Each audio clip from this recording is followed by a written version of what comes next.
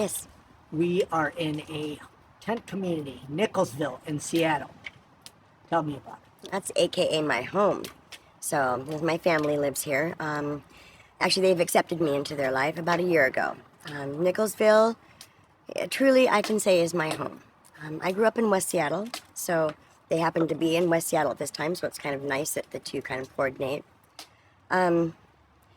I came here a year ago. My mother had passed away in 2010 and was in and out of shelters. And I'm very grateful to have those experiences, to those shelters that are available for the women that need them. But I never got to grieve. Never being homeless before, and, just losing my mother was difficult, let alone to be on the streets. So when I came here, it was like a breath of fresh air. I don't know if the family here says that, but it was a breath of fresh air for me.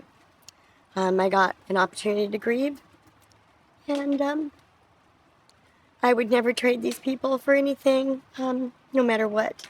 Again, we've gotten some bad press lately. Yeah, we have our share of problems.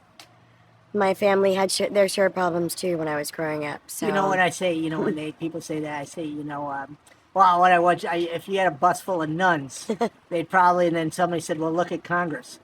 Exactly. So, Exactly. a homeless community obviously is going to have an issue just as any community does.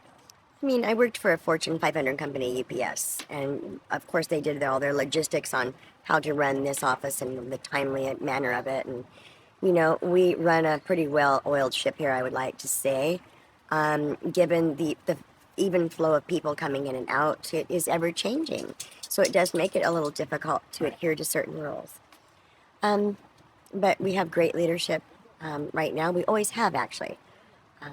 Unfortunately, because of our rules, though, we've had to let go of a few people. Some of them my friends. Hey, out there. Some of them are in our green belt, and we miss them terribly, but they didn't follow the rules, and unfortunately, are out there trying to survive on their own. It's not that easy. It's not that easy in here sometimes. But I think we're spoiled here, actually. I can actually say that. I grew up a spoiled child, and we don't want for anything here, do we? I don't think we do. I've never but gone. it's still not an apartment. I mean, you're out here in the rain today. It's damp. It's yucky. You don't have running water. You don't have toilets. I mean, Boo-hoo. right, Okay. exactly. I'm alive. To me, I'm an old hippie, so I love Nicholsville.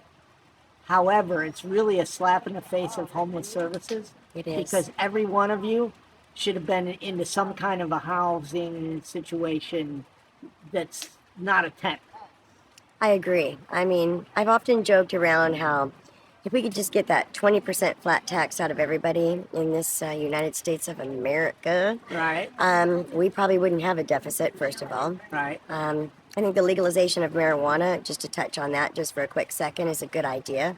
I think that it could provide a lot of jobs that are out there. Our government, God love them, doesn't want us to have all that, though.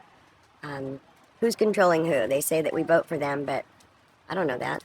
How do I know my vote actually counted? So Nicholsville has been in this place for a while. It has. We've been here for There's 2 years on this site. Buildings here. When I was here 2 years ago, there wasn't buildings. Right. You guys are making it better. Goats and all kinds of stuff. Goats. And now you got to move. Well, yeah. Ironically, too, the property's being bought by a company called Food Lifeline. What they do is they help feed homeless people. Low-income people. Right. The irony of it all. One of my questions was, couldn't we just stay here and work for our rent? Right. I never did hear a response to that, but I guess they're too busy fighting with the state and the city over the property. So I wish them the best. I mean, they deserve a place. So where are you going to go? I'd like to go pick up all this. Well, you got gardens. You got. If I had a choice, chickens. I have a cat. I mean, I'm worried about my cat.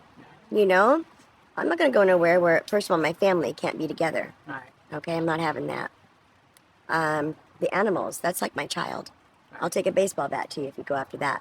All right. We want to be safe. We'd like to have electricity. We'd like to have running water. We'd like to have the basic needs. You need your own property. We would love that. We might have to have a little help, though. I'm looking at some church backing, possibly for 2 potential sites. where they would lease the property, even different, synagogues, churches, whatever you call them. On both of them, neither encampment would go past 100 people. We've discussed how to handle that. We want to be safe and we want to be together. Yeah. And if that means we stay here until we have that and get what we want, we have rights too. I think in some cases, as someone who's worked most of her life, we probably have more rights than most people. We've earned them. If you had 3 wishes, what would they be? Shouldn't you put it like maybe right here? Shouldn't you put it maybe right here? Yeah. You know what I mean? My first wish would be for us all to be together and be safe. And that would be my only wish. I don't need any other two. That would be it. I guess I would have a second one to have everyone feel the way I do about that.